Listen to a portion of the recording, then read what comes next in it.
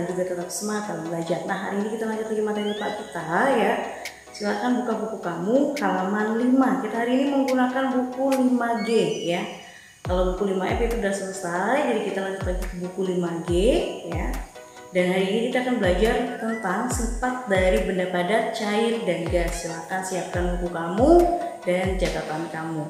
Oke, kita masuk ke materi kita halaman 5 tentang sifat benda gas, padat, dan cair.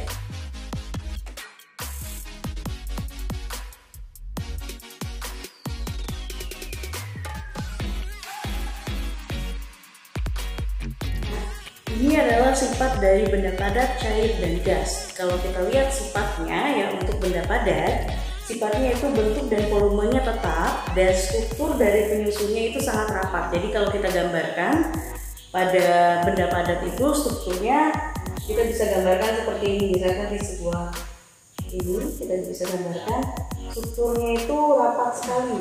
Nah,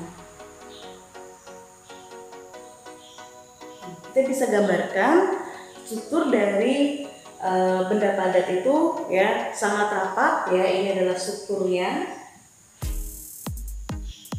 struktur penyusun dari benda padat. Nah, sekarang kita masuk ke benda cair ya. Untuk benda cair sifatnya itu bentuknya akan selalu berubah menurut dari tempatnya atau wadahnya. Kemudian volumenya tetap dan struktur penyusunnya itu agak renggang kalau untuk benda cair ya. Jadi kalau kita gambarkan itu seperti ini.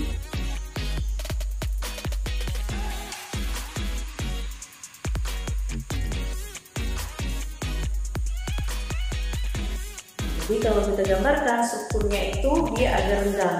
Jadi tidak serapat dengan benda padat ya untuk benda cair. Dan kalau untuk benda gas ya, bentuk dan volumenya itu akan berubah sesuai dari wadahnya. Dan juga ya untuk struktur penyusunnya itu sangat renggang ya. Karena gas, jadi kita gambarkan seperti ini. Ya, struktur penyusunnya itu sangat renggang, jauh sekali dengan penyusun-penyusun lainnya. Jadi struktur dari benda gas itu sangat renggang ya, struktur penyusunnya. Kalau dia benda cair itu renggang ya, dan kalau benda padat itu sangat rapat. Nah, seperti yang tertera di buku kamu di halaman 5, di sana dinyatakan pun ada gambarnya dan pernyataan bahwa benda padat, cair, dan gas itu selalu ada dalam kehidupan kita sehari-hari ya. Kalau benda padat misalnya seperti pensil, penghapus, meja, kursi, dan lainnya. Dan benda cair misalnya seperti kecap, ya, kemudian saus, sirup, dan lain.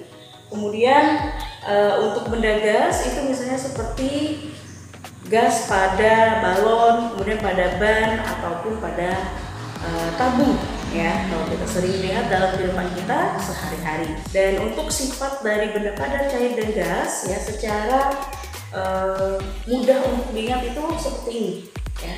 Jadi kamu mudah untuk mengingat kalau padat itu bentuk dan volumenya tetap, strukturnya rapat. Kemudian kalau benda cair bentuknya berubah, volumenya tetap, strukturnya renggang. Kemudian kalau benda gas bentuk dan volumenya berubah sesuai tempatnya dan strukturnya sangat renggang. Jadi untuk membedakan benda cair, padat, dan gas dari sifat-sifatnya itu mudah sekali ya. Dari apa yang sudah kita bahas itu udah paling singkat, udah paling enak untuk kamu memahami dari materi ini ya. Sifat-sifatnya sudah mudah untuk diingat ya.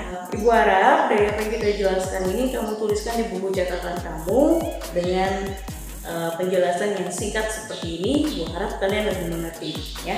Untuk kegiatan kamu di rumah, silakan kamu kerjakan soal yang ada di halaman 6 ya. Ada sebuah tabel ya, di mana di sana ada benda padat, cair, dan gas. Kemudian kamu akan menentukan bentuknya seperti apa, volumenya seperti apa, dan struktur penyusunnya seperti apa, dan contohnya apa. Tinggal kalian tuliskan di tabel ini ya. Oke. Ibu harap kalian bisa mengerjakannya dengan baik dari apa yang sudah kita jelaskan dan kalian pahami ya. Silakan dikerjakan di buku latihan kamu dan dikumpulkan. Oke, sampai di sini dulu materi kita hari ini. Ya, tetap sehat, tetap semangat, selalu jalan dengan protokol kesehatan untuk menjaga kesehatan diri sendiri dan orang-orang sekitar kita dengan menerapkan 3M, yaitu menggunakan masker, mencuci tangan dengan sabun dan menjaga jarak. Sampai di sini dan sampai jumpa.